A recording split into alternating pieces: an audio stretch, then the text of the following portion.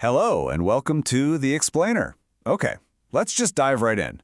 We're going to go on a little journey today into a part of our computers that's so familiar we barely even see it anymore. The Windows login screen. You know this screen. You see it every single day. It's the front door to your digital life, right? To your work, your files, your games.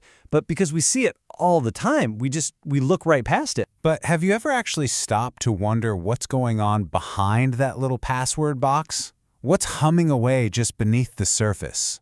Well, it turns out there's a whole world back there. A secret history, really. Yep, it's like a hidden world, a kind of digital ghost town, and it's all accessible with one surprisingly simple trick. So, let's put on our digital archaeologist hats for a bit. Let's go exploring. So, first things first, how do we get in? Now, this isn't some crazy, complex hack. It's actually more like finding a key that someone left under the doormat. This is our key to what I'm calling the forbidden door. Okay, so here's the trick. You know how when you press the Shift key 5 times in a row, you get that sticky keys pop up? That little program is just a file, sethht.exe. The whole hack is just swapping that file with the command prompt, which is cmd.exe. And once you do that, hitting Shift 5 times at the login screen doesn't give you sticky keys anymore. It gives you a command line, a backdoor into the system before you've even typed your password. Our story starts back in what you could call the golden age of this little trick, the era of Windows XP and Windows 7. And as you're about to see, back then, things were, well, they were surprisingly wide open. Using this trick on XP or 7 was amazing. It didn't just give you a command prompt. You could launch a nearly complete desktop environment right on top of the login screen. The start menu worked. You could run those old desktop gadgets. On XP, you could literally just minimize the login box like it was any other window. It was a whole secret desktop session running in plain sight. So when you do this, who are you? What user are you logged in as? You're not a normal user. You are System. And System is the most powerful account in all of Windows. It's not a person, it's the operating system itself. Think of it like a building superintendent who has the master key to every single apartment, every closet, every room. That's the level of power we're talking about here. And this spirit of pure curiosity led to some pretty weird philosophical questions, like this one from the original researcher. What does happen if you click log off when you're not even technically logged in yet? It turns out it just closes the Explorer you opened. It's these strange little paradoxes that make this whole thing so fun. But, a golden age like that can't last forever. When Windows 8 and then Windows 10 came along, Microsoft started building walls. That open playground we just saw was about to get a lot smaller. And the change was, well, it was dramatic. It was like night and day. We went from the total freedom you see on the left to the total lockdown of Windows 8 and 10 on the right. Microsoft began intentionally, deliberately breaking things in this environment.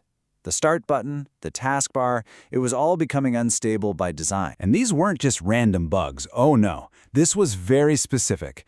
The taskbar would appear, but the clock and the other icons were just dead. They didn't work. The Start button, totally unresponsive. You couldn't even launch modern apps from the Microsoft Store. And by the time we get to Windows 10, the File Explorer itself would just crash over and over again. This wasn't a mistake. This was a security feature. Microsoft was walling off the login screen. Which brings us to today. It brings us to Windows 11. And this is where things get really weird. The walls are still up, but now the whole space seems to be haunted by the ghosts of older software, and it leads to some truly bizarre results. And this right here is the single weirdest discovery of them all. When you do our little trick in Windows 11, the taskbar that pops up, it's not the new centered Windows 11 taskbar. No, it's the old left-aligned one from Windows 10. You are looking at a literal ghost from a past operating system running inside the new one. And the weirdness just keeps going. That old Windows 10 taskbar, get this, it's actually more functional here than it is in the actual Windows 10 login screen. All the windows you open have sharp, square corners, not the rounded ones from Windows 11. The right-click menu is the old one, too. It says Frankenstein's monster of an interface, a stable but really strange hybrid built from leftover parts. So after this whole trip through 2 decades of Windows history, what have we actually learned? What's the big secret? Let's connect the dots and figure out what this tells us about the system account and the login screen itself. Our little dig reveals a really clear story. We started in the wild west of XP and 7, which was basically a wide-open frontier. Then came the fortress of Windows 8 and 10, when Microsoft aggressively locked everything down. And now we're living with the ghost in Windows 11, this strange, stable, but hybrid creature built from older parts, all in the name of security. And this table really lays it all out, doesn't it?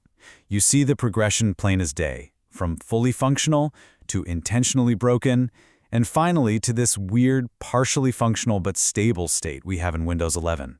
The entire story of Windows' changing security philosophy is written right here. So what's the big takeaway here?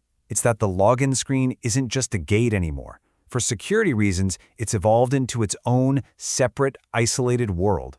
It runs with the highest level of power, but it's kept in a cage, completely sectioned off from the rest of the system until you're properly logged in. And all of this entire hidden history of design choices and security changes, was hiding right there, behind the password box you see every single day. It kind of makes you wonder, doesn't it? What other secrets, what other stories are just waiting to be discovered inside the software we all use without a second thought? It's a good reason to stay curious.